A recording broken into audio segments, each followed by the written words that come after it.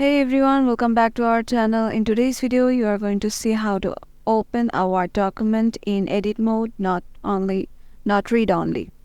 So let's get right into the video. Once you have opened your Word, then go to the file, and here you can see a options.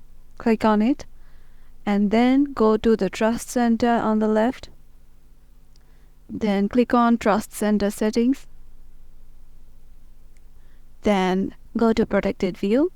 Now disable all these checkboxes. Once you have disabled all these checkboxes, click on OK.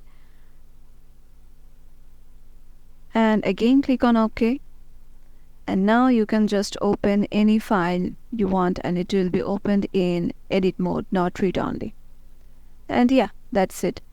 If this video helped you out, make sure to give it a thumbs up and subscribe to our channel, and we'll see you in the next video.